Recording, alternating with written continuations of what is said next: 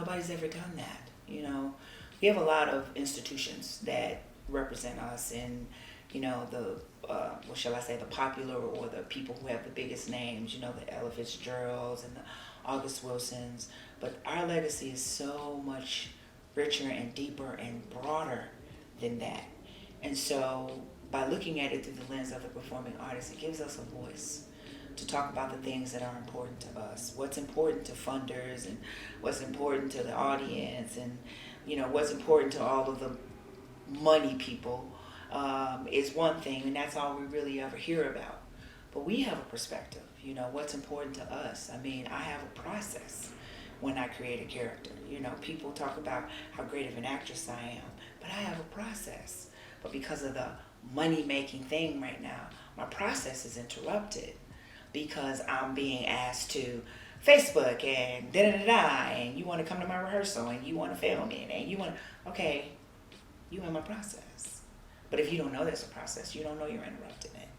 And so there's a lot of things that are important to us. Denzel Washington was just in an interview, and he talked about turning down a role, and that's something that when I first started this business, I didn't even know we could do. What? Turn it down? I'm too busy trying to get one. You're talking about turning one down, But you can turn down a role, and it is important that you look at how you want to be portrayed and what you want your career to look like. And I think that's important in theater, but I also think it's important in film and television, dance, all of those things. And we do have a perspective. What you or what someone else might perceive as artistic excellence, I may conceive as crap because I know what it takes to, or shall I say what it doesn't take to.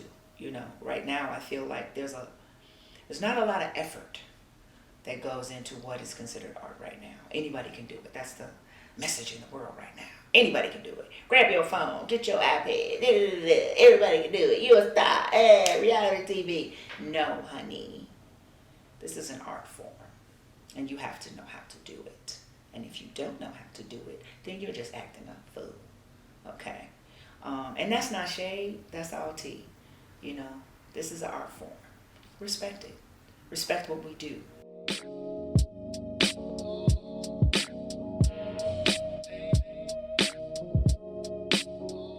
We live in a country that doesn't really respect artists in any medium. The minute you say you're an artist, it's oh, as if we don't contribute billions of dollars to this world or this country. We make, right now we're in COVID, and what is everybody doing? Watching TV. What's hot right now, what's not. So we have a lot to say, and we've never had anyone ask us what's important to us. So the fact that we're looking at it from the perspective of the artist is why I'm all over it. Because I know that I could leave this world, and I know I've contributed a lot, but my story won't be told unless I tell it.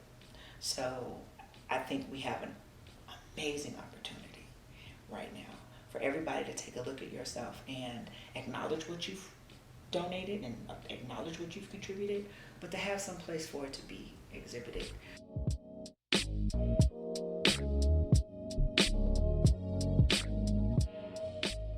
I mean, we get to re-educate America. That just, oh man, I'm like stupid excited about that because there's a lot of lies that have been told about us as people and about who we are and how we exist. And our culture has been, I mean, everybody talks about it, raped, pillaged, pimped, for over 400 years. And so now that the lie, the script is being ripped up, everybody's understanding that their racial tensions have always been there, the racial disparities, the inequalities have always been there. But we've just been told, don't talk about it because you're the special black person.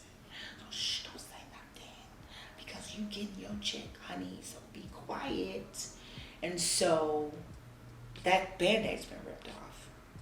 So now we have the opportunity to fix it, to re-educate it. You know, I talk to a lot of young people. There's a huge gap between my generation and the generation right now. And so I talk to a lot of them and I'm like, you know, why don't y'all honor this? Why don't y'all honor that? Y'all act like y'all the first ones to do this. Y'all like the first ones to do this. And they're like, well, I don't know nothing about X-Bag, and I wouldn't talk nothing about ETA, and I don't know nothing about the motherfucking title technique from Ron OJ. I don't know what you're talking about because it's never been taught. We know about it because we're doing it, but they don't know about it.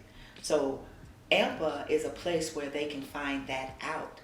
I didn't learn about August Wilson until I was in the business. And I have an MFA from UCLA, which I consider to be a top-notch school. So you couldn't tell me that I wasn't top flight and that I wasn't A1 and that I wasn't destined for greatness in Hollywood, but that's what I'm told the pinnacle is.